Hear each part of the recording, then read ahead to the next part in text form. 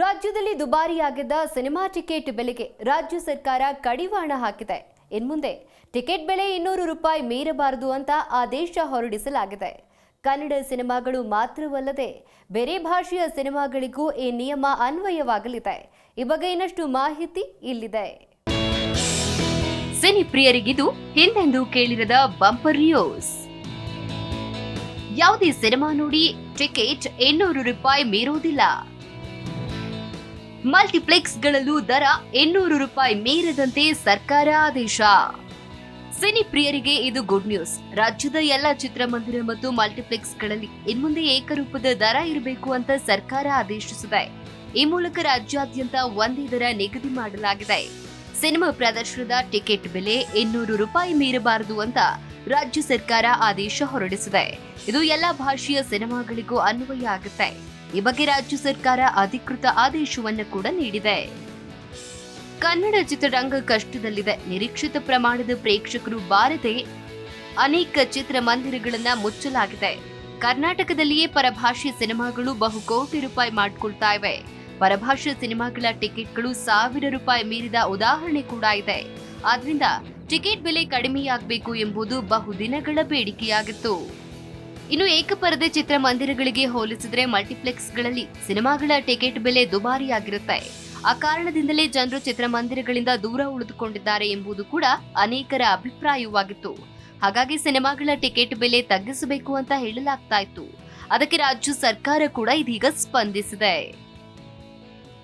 2025-26ನೇ ಸಾಲಿನ ರಾಜ್ಯ ಬಜೆಟ್ನಲ್ಲಿ ಸರ್ಕಾರ ಈ ಬಗ್ಗೆ ಪ್ರಕಟಿಸಿತ್ತು. ಮಲ್ಟಿಪ್ಲೆಕ್ಸ್ಗಳಲ್ಲಿ ಎಗ್ಗಿಲ್ಲದೆ ಏರಿಕೆಯಾಗ್ತಿದ್ದ ಟಿಕೆಟ್ ಬೆಲೆಗೆ ಕಡಿವಾಣ ಹಾಕೋದಕ್ಕೆ ಸರ್ಕಾರ ಮುಂದಾಗಿತ್ತು. ಆ ಸುದ್ದಿ ಕೇಳಿ ಸಿನಿಮಾ ಪ್ರಿಯರಿಗೆ ಖುಷಿ ಕೂಡ ಆಗಿತ್ತು. ಈಗ ಅಧಿಕೃತವಾಗಿ ಆದೇಶ ಹೊರಡಿಸಿದ್ದು ಇನ್ಮುಂದೆ ಪ್ರೇಕ್ಷಕರಿಗೆ ಟಿಕೆಟ್ ಬೆಲೆಯ ಹೊರೆ ಕಡಿಮೆಯಾಗುತ್ತೆ. ಇದರಿಂದ ಚಿತ್ರಮಂದಿರ ಹಾಗೂ ಮಲ್ಟಿಪ್ಲೆಕ್ಸ್ಗಳಲ್ಲಿ ಪ್ರೇಕ್ಷಕರ ಸಂಖ್ಯೆ ಹೆಚ್ಚುವಂತಹ ನಿರೀಕ್ಷೆ ಇದೆ.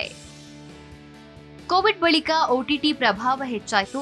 ಮನೆಯಲ್ಲಿ ಹೊಸ ಸಿನಿಮಾಗಳನ್ನ ವೀಕ್ಷಿಸೋದಕ್ಕೆ ಜನರು ಆರಂಭಿಸಿದ್ರು. OTT ಬಿಸಿನೆಸ್ ಕೂಡ ಹೆಚ್ಚಾಗಿತ್ತು. ಚಿತ್ರಮಂದಿರದಲ್ಲಿ ಬಿಡುಗಡೆಯಾದ ಕೆಲವೇ ವಾರಗಳಲ್ಲಿ ಹೊಸ ಸಿನಿಮಾಗಳು OTTಗೆ ಬರುವುದಕ್ಕೆ ಆರಂಭಿಸಿದ್ವು. ಇದು ಕೂಡ ಚಿತ್ರಮಂದಿರಗಳ ವ್ಯವಹಾರಕ್ಕೆ ಪೆಟ್ಟು ನೀಡಿತ್ತು. 200 ರೂಪಾಯಿ ಟಿಕೆಟ್ ದರ ನಿಗದಿ ಬಗ್ಗೆ ಫಿಲಂ ಚೇಂಬರ್ ಅಧ್ಯಕ್ಷರಾದ ನರಸಿಂಹಲು ಸಂತಸವನ್ನ ವ್ಯಕ್ತಪಡಿಸಿದ್ದಾರೆ. ಬೆಲೆ ಕಡಿಮೆಯಾದ್ರೆ ಎಲ್ಲರೂ ಬಂದು ಸಿನಿಮಾ ನೋಡ್ತಾರೆ ಅಂತ ಹೇಳಿದ್ದಾರೆ.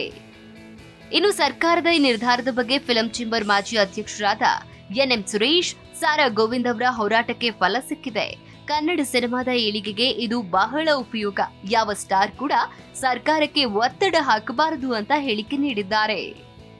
ಈ ಆದೇಶವನ್ನ ಚಿತ್ರರಂಗದವರು ಹಾಗೂ ಪ್ರೇಕ್ಷಕರು ಸ್ವಾಗತಿಸ್ತಾ ಇದ್ದಾರೆ. ಆದ್ರೆ ಈ ಆದೇಶಕ್ಕೆ ದೊಡ್ಡ ನಿರ್ಮಾಣ ಸಂಸ್ಥೆ ಹಾಗೂ ಸ್ಟಾರ್ ನಟರ ಆಕ್ಷೇಪ ಇದೆ ಎಂಬ ಮಾತಿದೆ. ಸರ್ಕಾರದ ಆದೇಶದ ಬಗ್ಗೆ ಪ್ರದರ್ಶಕರ ಸಂಘದ ಅಧ್ಯಕ್ಷರಾದ KV ಚಂದ್ರಶೇಖರ್ ಮಾತನಾಡಿದ್ದಾರೆ. ನಾವು ಸರ್ಕಾರದ ಆದೇಶವನ್ನ ಸ್ವಾಗತ ಮಾಡ್ತೀವಿ. ನಾವು ಇದಕ್ಕಾಗಿ ತುಂಬಾ ಹೋರಾಟ ಮಾಡಿದ್ದೀವಿ. ಇದರಿಂದ ನಶಿಸಿ ಹೋಗ್ತಿರುವ ಕನ್ನಡ ಚಿತ್ರರಂಗಕ್ಕೆ ಒಳ್ಳೇದಾಗುತ್ತೆ. ಎಲ್ಲರೂ ಇದನ್ನ ಸ್ವಾಗತ ಮಾಡಬೇಕು.